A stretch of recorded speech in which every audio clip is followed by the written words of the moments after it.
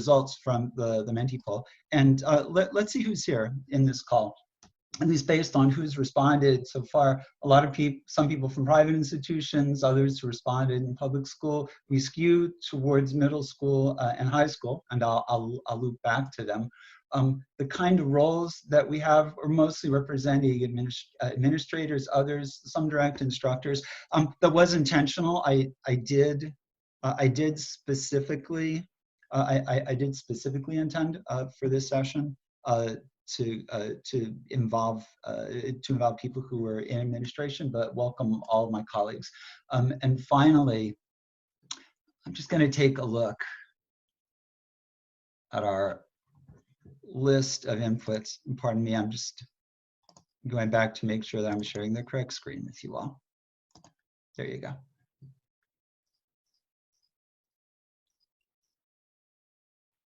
Flexibility, asynchronous, equal opportunities, engaging opportunities, arts, education. Oh, and by the way, well, not a direct question, I turned to a colleague of mine in St. Louis who, as we were looking at different learning modalities, tapped me and said, Alan, don't forget arts. Don't forget things that energize people and give them the capacity to not just suck up information, but exercise their creative side. It's a really important, piece of input.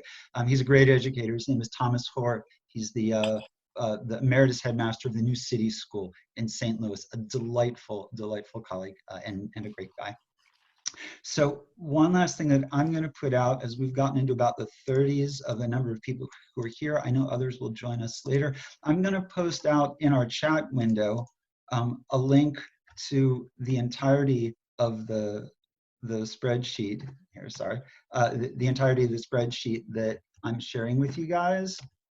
There you go. Or sorry, my apologies. I made a PDF of the PowerPoint that I'll be running through. I'm not going to read slides at you because I think that's bad practice, but I will be using that as a way to organize our conversation. So let me start in, and we will be weaving back and forth to places where I'll ask for your inputs and really welcome them. So again, we already got a sense of where people are from in institutional life. Let me jump in and talk about a framework for this conversation. First of all, we're not going to go any longer than about 45-50 minutes from now. We will be done in less than an hour. If we can't have any conversation that can't be had in that time is a waste of air. So brevity is good. Where we're going to organize this, I want to talk mainly based upon the pedagogical tools that I've learned from great educators, which I think serve us well here. After we get a fix on what this current situation is, I want to talk about how to respond with pedagogy, not the apps that people keep throwing at us. So the first step is understanding the challenge. Will COVID-19, and I am keeping my eye on the chat box if anyone wants to chat in, and I will be looking for your inputs at other points. So how persistent will this be? What kind of societal disruptions will we have? I'm going to flip through these slides quickly, but the bad news is this. I think that I don't yet see what the immunologists or epidemiologists would call flattening of a curve globally, at least across the United States. When we look at other models, we know that some of the leadership from Washington has been using a model called IMHE. When you look at other models, and there are dozens of them out there, I looked at the Imperial College one, which posits a return of COVID spikes and lockdowns coming towards the end of summer, say a quiet summer, and then October, look at this spike. When you look at the kind of models that they're talking about, they're assuming a phenomenon that goes on for about 1.5 to 2 years with spikes and lockdowns, spikes and lockdowns, spikes and lockdowns. So we don't know that that's actually how this phenomenon is going to transpire, but we know right now we have some forecast that there's a percentage chance that we'll need to move unpredictably back and forth from schools to home. And in fact, some of the major health policy that's intended to save lives assumes that schools and universities are largely shut down.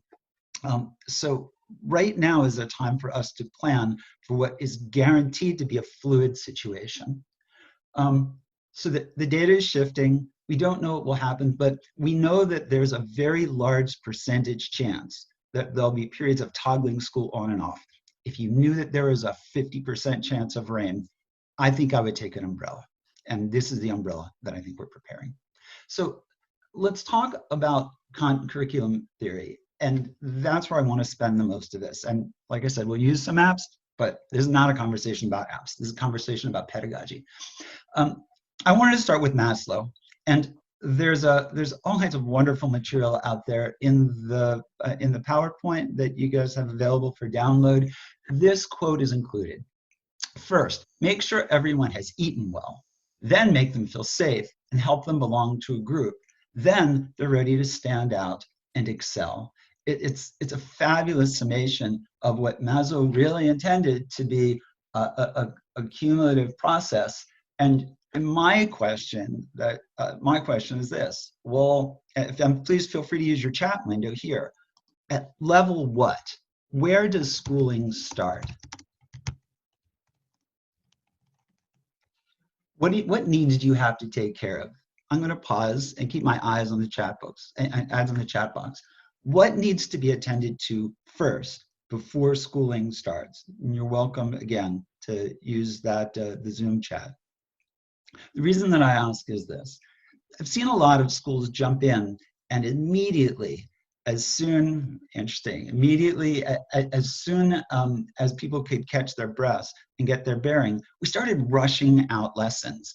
So here's what we might not have given attention to. Are kids safe? Do kids have food? Do kids have shelter? Are they in safe places? I guarantee, well, the school that I serve has a mix of kids from comfortable to high poverty areas. I assure you that everyone has to have attention to those basic needs. And what was important to me to note is one of the Maslow needs that was talked about here wasn't just food, safety, and shelter, but it's a sense of belonging to a group. That sense of belonging to a group, a sense of comfort, is the precursor, at least in this interpretation of Maslow, to entering the learning space. The first job of schools before we throw content at kids is to make sure they're ready to absorb that content. I would even add another aspect of that. So, have we done welfare checks? Do we know that kids have the devices or the physical resources to learn? Do they have computers? Do they have Wi-Fi? We've gotten a lot of input from educators in our network that very basic things aren't present, or if we're assuming that kids are working off of screens, some of those screens are just going to be cell phones. And knowing that those are the physical constraints, the Maslow level constraints, impacts us a lot. One educator who's done some great work in the Uplift network hosts what she calls a digital playground. And that digital playground is time for kids to interact with each other, no content, and the entire purpose of it is bonding, community, connectiveness, a chance to blow off steam. These pieces of social emotional help are critical in the Maslow framework. And for this educator, it was just intuitive. Kids needed a place to socialize as an incentive to be in the learning space. It was a really wise move, and it's something that we should pay attention to. So my nod, and Sherlando, question, what actually happens in the digital playground? What happens in digital playground is show and tell. Kids bring pets, kids chat privately with their friends. They do everything that you would do at recess, and it was really enriching experience. So if that Maslow thinking is the first step of putting kids at the center, I want to jump to another one, and I want to talk about Bloom's taxonomy. And by the way, footnote at the bottom of the page. Okay, Bloom worked with a lot of other people. They usually don't get credit, so I'm just there's something in the positive ethics of intellectual property, of acknowledging people's work. So I'm acknowledging it. As we look through these skills, I take this triangle as kind of a challenge when I think about, how we might be looking uh, how we might be looking to work with curriculum. So, like doing this kind of work. Do you really need a teacher for that? I don't think so. I think that's almost optional. And once you're skilled doing creative independent work, how much support do you need?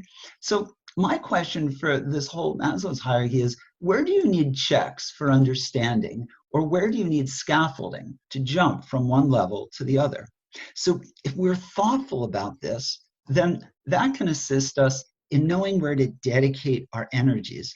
And those energies are scarce, so we should use them wisely. So here's, again, this is just a noodle that I'm throwing at a wall. Oh, right here. Now I need to go to my annotations and erase them.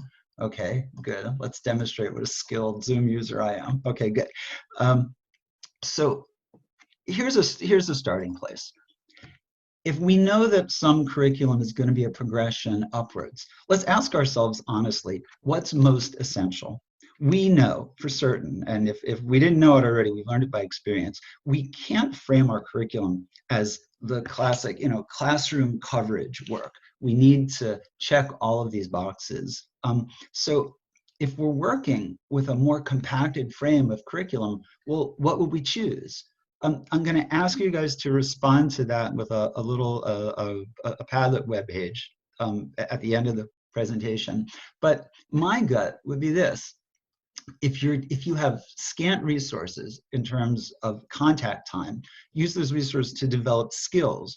Radically compact your curriculum so that you preserve knowledge that has already been gained, or you preserve skills that are already there, and then empower kids to move up on their own.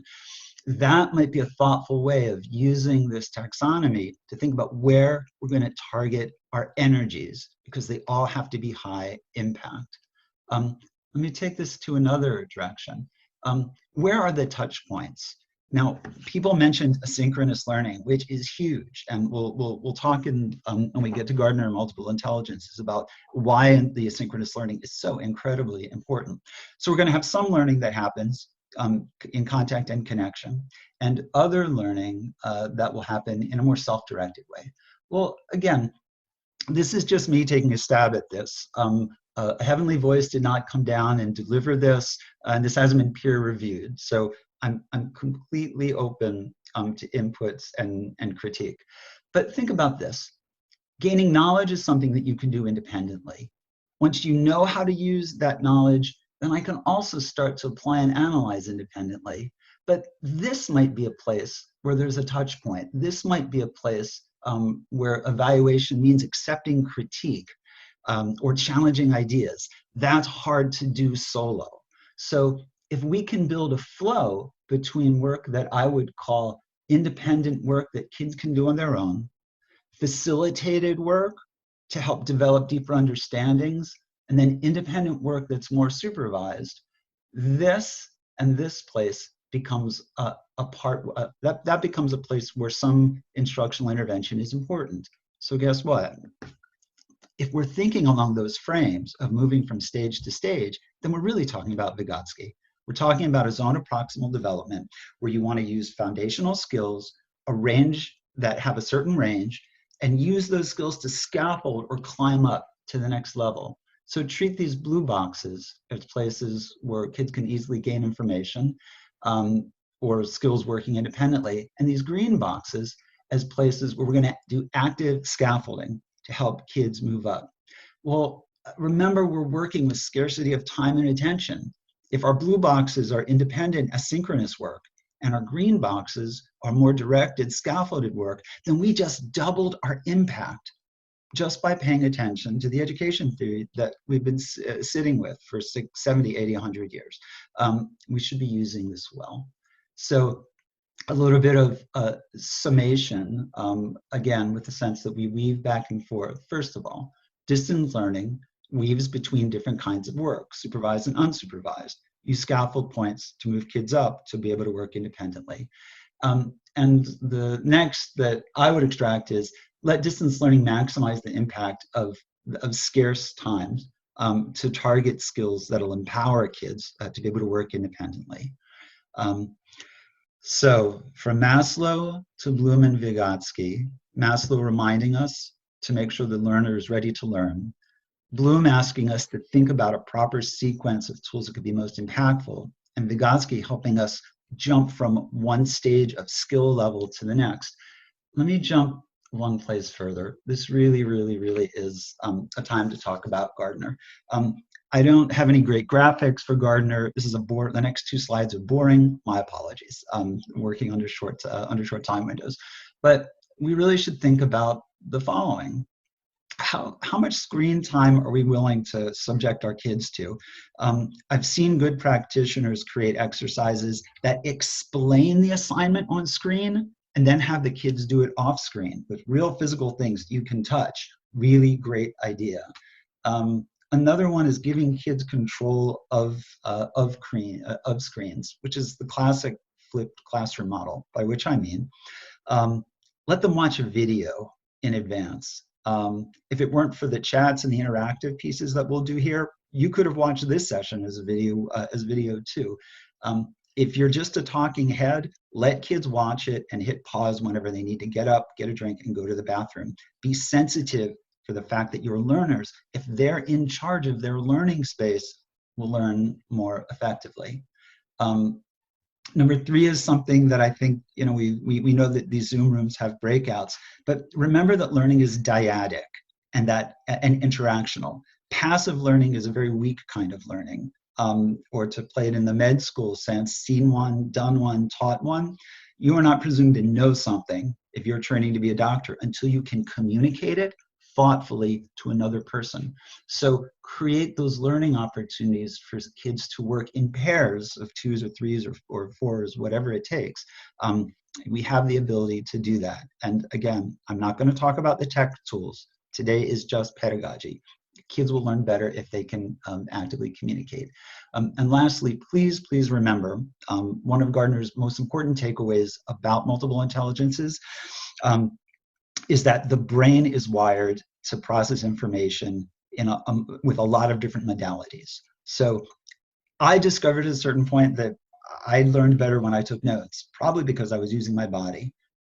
Think about the range of learning skills and learning modalities you have in your kids. Moving their bodies, writing, taking notes, doodling, cutting things out, speaking as opposed to listening, reading from a book as opposed to reading from a screen. If you mix the learning modalities, if you within the multiple intelligences frame, you get more durable learning. Worth keeping in mind. So if that's the do of digital learning. Oh, and by the way, and this is a shout out, by the way, Gabrielle Princip.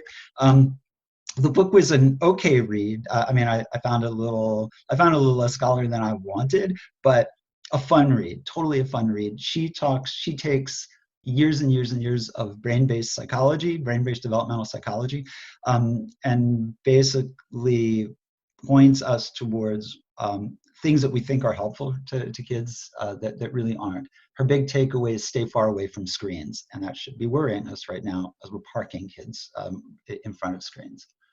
So I'm hoping I'm not, I'm doing okay on rule number one. Don't teach funnily for more than 15 minutes without active participation.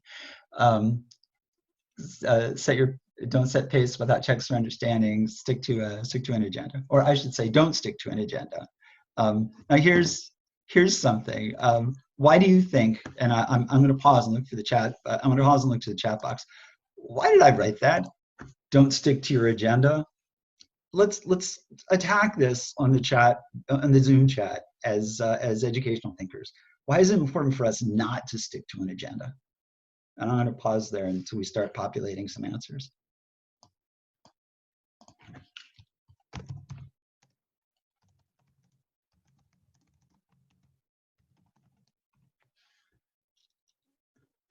If I have to wait too long, then I will go on. Instant learning, right?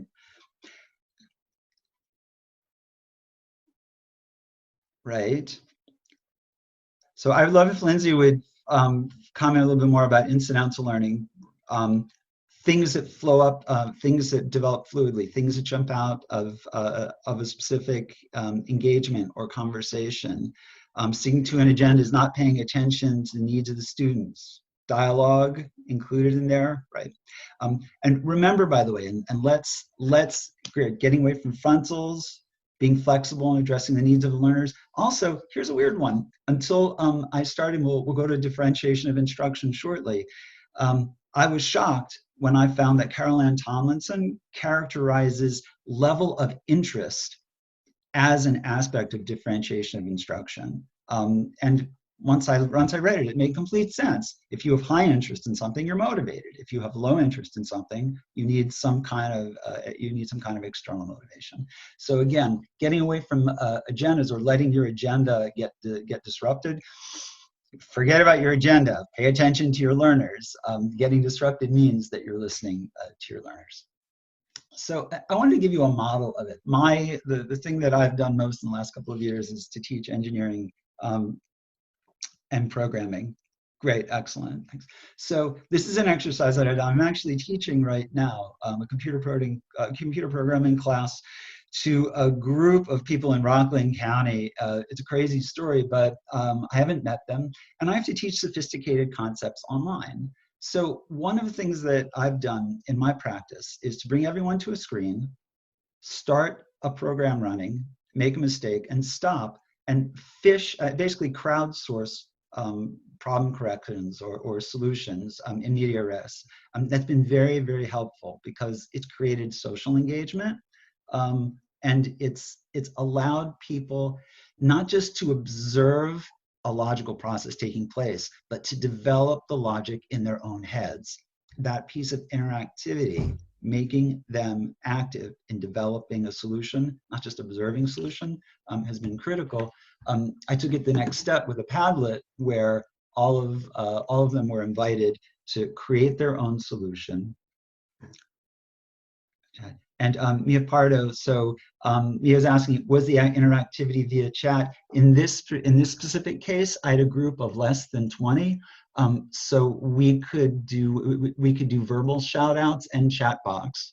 So we had a couple different modalities. And again, I had to respect that some students were comfortable being on mic and on camera, and others just wanted to be on chat. It really was effective. Some of the most warm feedback that I got were from learners who were interacting via chat, and big light bulbs going off with them.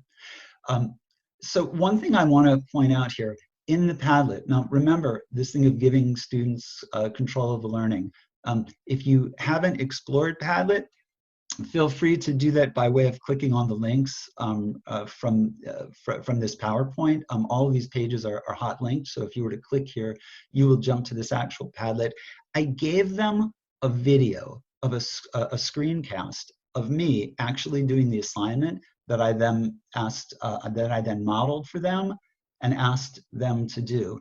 So think about, again, the number of ways that I let students have control over their learning process. I modeled it. If they want to watch the video, great. If they want to just look at my program, great. They want to do it themselves and get feedback, great. And on another one of these, I gave individual feedback to each student about the work that they did. So that it's a way that we can build that interactivity in. And again, I was just talking to a colleague an hour ago this morning, talking about the merits of one platform over the other. I threw my hands up in frustration. I said, listen, these are just white spaces where we move information back and forth. Okay, just grant that. You can do it in a billion different ways. What's the quality of information? When are you moving it and why are you moving it? Let's talk about that first, then we'll choose what kind of white space we want to use to move the information around. So two more to talk about. I'm going to dwell only briefly on this because you can read the slides later, but I just want to highlight, I want to make sure that we have Tomlinson in mind.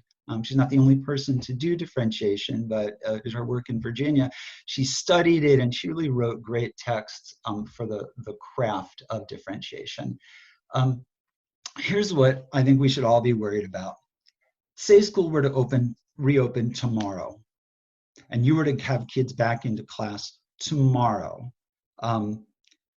if we were there, we would have kids that needed to get reset in the classroom routines. We would have kids who had traveled in their learning experience, high achieving kids who would slump down, kids who had slogged along persistently who would be in other places. We would need to actively assess, group and regroup, pay a lot of attention to the groupings of small learning needs. We are, when we come back to school, we will be facing one of the most heterogeneous environments that we have ever seen. And the kinds of things that we might want to do to that could include breaking down grade level distinctions, doing mixed age groupings and grouping only by ability within age bands, having schools run for longer during the year, et cetera, et cetera, et cetera. We have to throw away the rule book for schooling that was created in a reality that no longer exists and adapt schooling to the task of getting kids from present to future. It's huge. It really is huge. And to my friend Andy Koren, if you haven't checked out Padlet, Padlet is a paid resource. It's not too expensive. I think for about $19, $20 a month, you can get a pretty robust plan. They're doing giveaways of services to educators right now. It will help, as I've discovered, if you're an administrator to get higher levels of service. But Padlet is one option. You'll get a chance to explore it. And see if you like it. There are no silver bullets here. I do not recommend it. I don't recommend it if you don't like it, period. I want to give one final shout out to a curriculum thinker who you won't hear mentioned. Nina, yes, I understand, but we gotta, Nina just reminded me that we won't totally rethink schooling so quickly, but I really think we have to push radical question asking if we want to at least get to some good compromise answers. On the screen, you see a very dear woman called Jackie Cossentino, who sadly passed away within the last year. She was supposed to be my PhD advisor when I was working at the University of Maryland doing my dissertation, and sadly had to drop off. So I miss her very deeply. Jackie taught me some great things. She sat me down and said, listen, if you walk into a classroom with your go-to strategy, you will misserve your kids. You are like the plumber that shows up with a big monkey wrench when a tiny set of pliers was needed. Look at the situation first and then choose your tools. One of the best teaching lessons that I already had. The other thing that Jackie taught me was this. Teaching is based on craft, and craft is learned. It's a set of practices that, as Dr. Cossentino would say, you put in your back pocket and you pull out when appropriate. Everyone can learn craft. I know there are great teachers who were born to teach, and I love them. They amaze me and delight me. But everyone can learn a new piece of technique. Therefore, no one has the excuse to say that I can't learn this. That is not a valid excuse in the world of teaching. Everyone, or I'm not a born teacher, is not there. I don't mean to be hard on teachers. I mean to be loving and appreciative by setting high standards. Everyone can learn one new skill. And I think that's what we can ask ourselves to do. Learn one new skill. Observe the practice of colleagues. Open yourself to critique, and you will learn. So that's what I've learned from good instruction out in the world.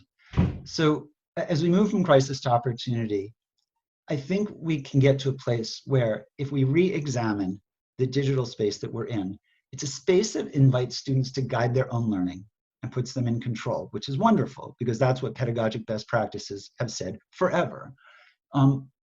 Teachers can become coaches to student success as opposed to people who spoon feed. The days of spoon feeding in education will be done. We will never go back there, ever. What we will do is we will have students come to realize that they've been pacing and guiding their own education, and that should be encouraged forever, even when our radical social disruption is no longer present. And finally,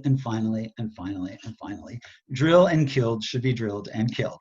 it is done. It is not a relevant skill. It has some helpful characters to it, but exploration, discovery, self-expression, joy, these are the things that should accompany hard work. And this moment invites us to inject those things into the learning experience. So I close with two things, personal reflections. I believe that we as educators should be here with presence and purpose to meet the needs of our kids. That is our focus. That is why we are here, is why we do what we do. I believe that this is possibly some of the most important work that we could ever do in our career. And I believe there is an enormous opportunity here. This challenge is one not to be squandered. We have an opportunity to rescue kids from isolation and to rescue them from the sense of being kicked off the train of participating in society and participating in skills. We are here not just to educate, we are lifelines at this moment. We should be inspired and give this our all. I'll end with one, a quick reframe.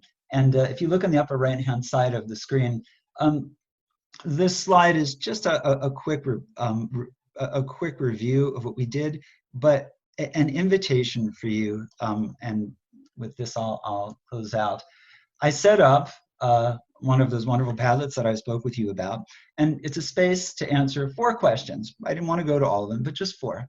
I invite everyone, please, whether you're a veteran of Padlet or you've never touched it before, especially if you've never touched it before, jump in, check out this link, and start answering the questions. Okay, how will you answer the basic needs that support learning in your community? These are intended to be prompts to start your creative reflection and work that you will bring to your institutions. How will you support the cognitive diversity? What would you teach first if you had to compact curriculum? Imagine that first day of school going back. You will get to that first day of school. We're not there now. You have time to plan a differentiation approach. What is your differentiation plan?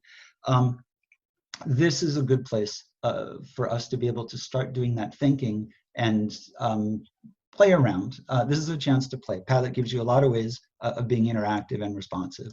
So see what you can do with it. So that's what the Padlet will look like. And I'll leave this. I'll leave you one more time this link to get to the deck. So to hang on, let me just answer one thing in the chat. For everyone who wants to follow up otherwise, because the chat window is going fast and furious right now, I'm going to give you my professional email address at Uplift Education. It's also on the PowerPoint. And I'm also going to put out the link to the PowerPoint as well.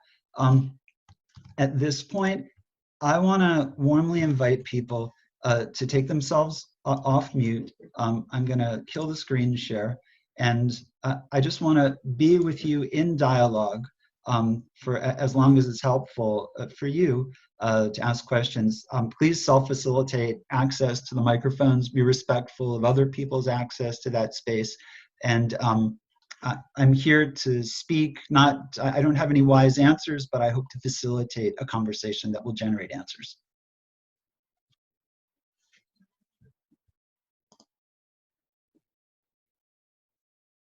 Okay, Andy reminded me to please post recordings, and I will certainly do that. And I have anyone who got an email RSVP. I'll also give you a link to a recording. I do see the chat box, and if anyone wants to shout out, please share your wisdom. I'm not here to be the expert as the only one to say. We have a lot of good colleagues on this call. Please shout out things that might have missed or things you want to add. Alan? Yes. Yeah. Hi. First of all, it's really nice to meet you. Thank you very much for holding this. It was really wonderful.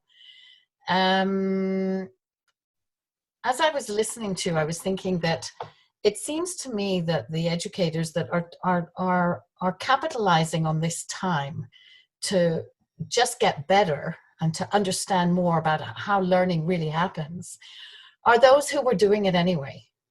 And the ones who weren't are just going crazy, pulling out their hair, pulling out everything they possibly can, and dealing with very, very local issues. And as I'm listening to you, I'm just so, I feel that I would so much like to do something to move my own particular college forward.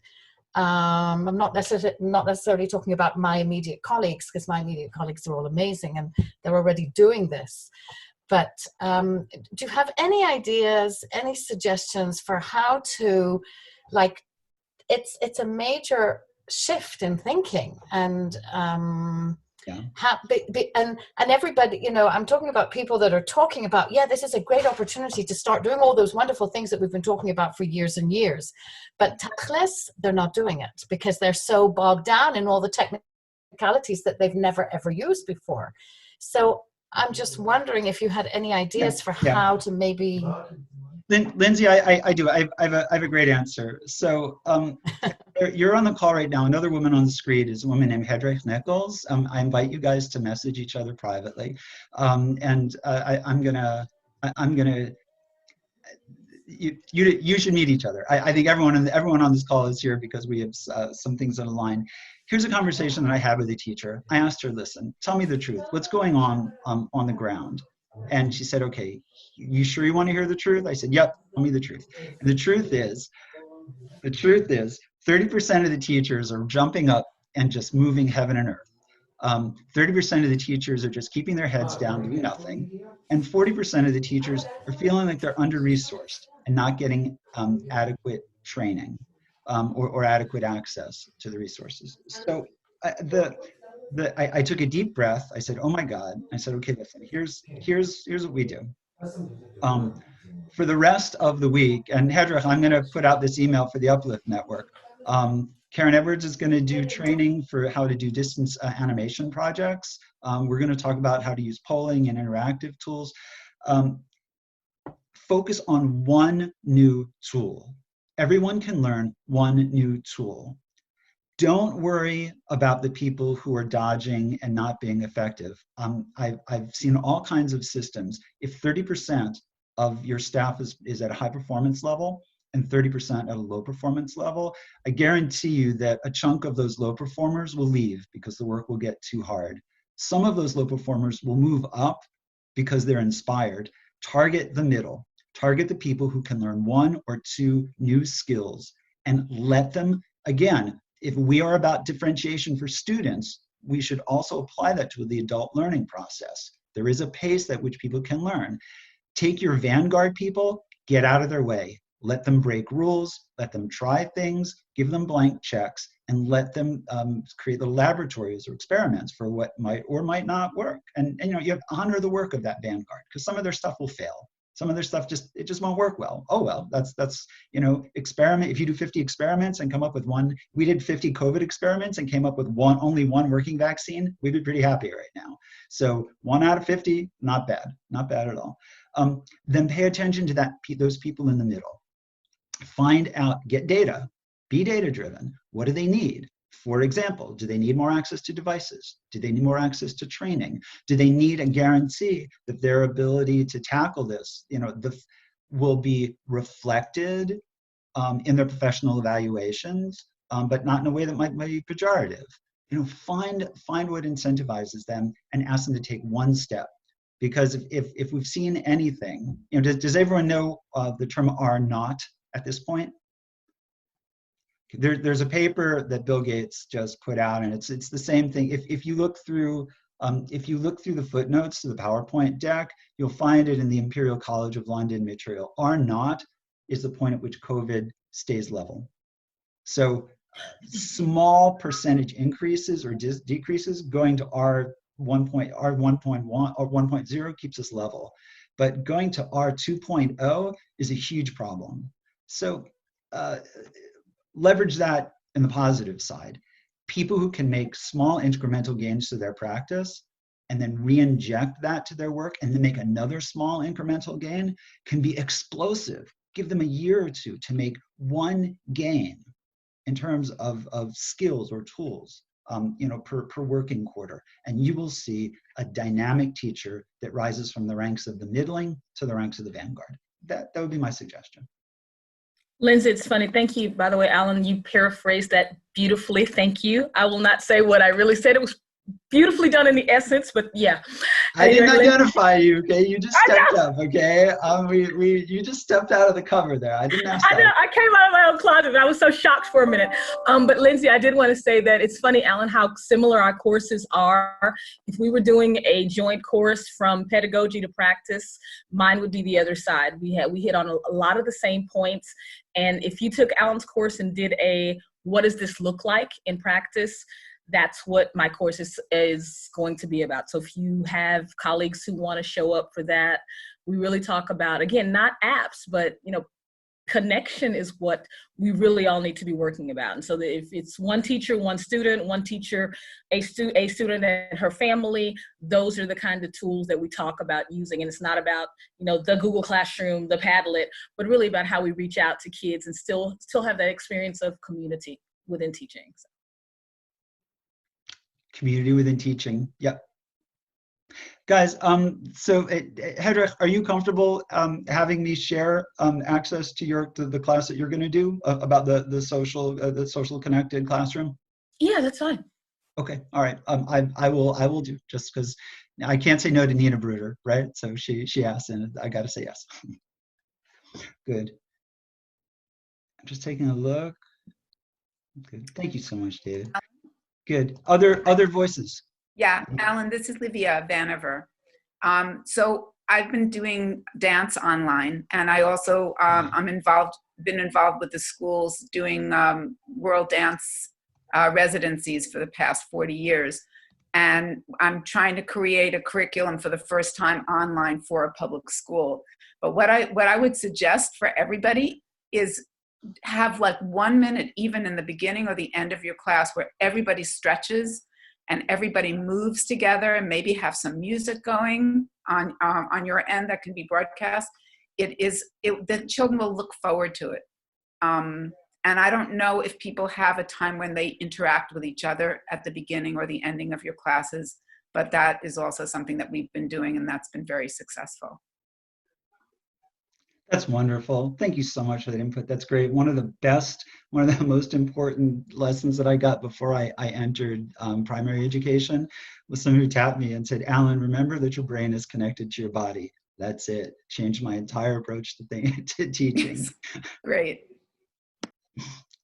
Good. Anyone else? I'm going to leave. I'm delighted to stay within our time window. I don't want to shut down conversation prematurely. What else do you guys have that you want to talk about? Alan, I have a question. Since you can't say no to me, I'll take the floor. This is Nina Bruder. Hi, everybody, from the Jewish New Teacher Project. In some of the conversations that we've been having with educators through our work, we're finding that managing parent expectations is very challenging. And I'm wondering what kind of insights or experience you or your colleagues can share. Some parents want to keep the grind on. They have high academic expectations and achievement for some of their students. Other parents are working full-time from home and are letting their kids, are just saying like, no, I can't help you. I'm sorry, you're in second grade. You don't have to do this.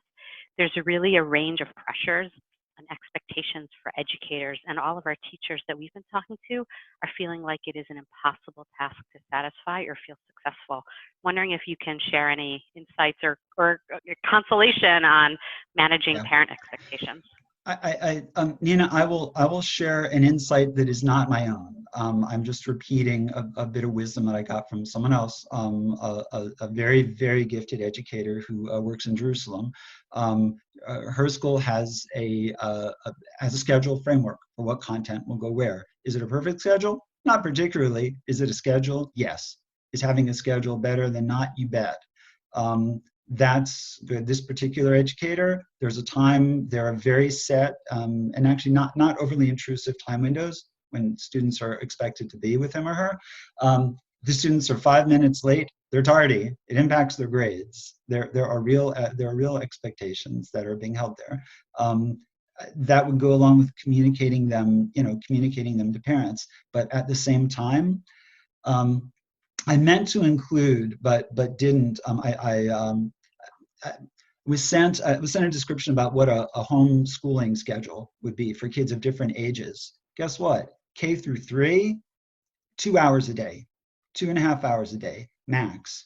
If you have kids 6 hours a day, if you have primary school kids 6 hours a day in front of a screen, not only are you not benefiting their education much, but I would add that I would argue that you're stunting it. So I would say make a good developmental case for the kinds of work that you're doing, set clear expectations with parents, and be clear and firm. Parents want to supplement and enrich, that's absolutely fine. That's absolutely fine. But don't chase that, or you will do a disservice to other kids. Is that helpful, Nina? Nina, the other thing I do is I invite my parents at the end of class. They are allowed to show up. If I see them in the background, I say hello, because we're basically coming into their homes and telling them Right. what they have to make their parents to do. And you're right. A lot of parents are not really happy about that. So I make sure I've sent an email just saying, thank you. I really appreciate you supporting what we're doing with your child. And that's it. I didn't ask for anything. I didn't tell them to do anything. I didn't give them a code to anything. I just said, thank you. And that was huge. And that wasn't my idea. One of my son's teachers did that for me. So that, and then saying, hey, do your parents have any questions, guys? I'm going to be on the line for a couple of minutes. Have your parents pop in. Hey, Miss So-and-so, how you doing? Can we help you with anything? That's huge, because we want them to do stuff, but we ignore them. We just kind of, hey, parents, we got to get to the kids, And so interact with your parents. And Jacqueline, this is part of our whole Maslow conversation. Parents are stressed. They are stressed, and as much as everyone loves their kids, it's not natural to be under the same roof all that time together. So a little love and sympathy to them, and maybe that kind of supportive, caring outreach to the parents is part of that same energy that needs to go that needs to go to the kids. I think that we need to remember that parents are a separate constituency, also with diverse needs, and that school serves a need for working parents, which is it places the children in a safe environment for most of every day. And so, without that childcare element, I feel like the parental needs, we really see much more diversity. Thank you.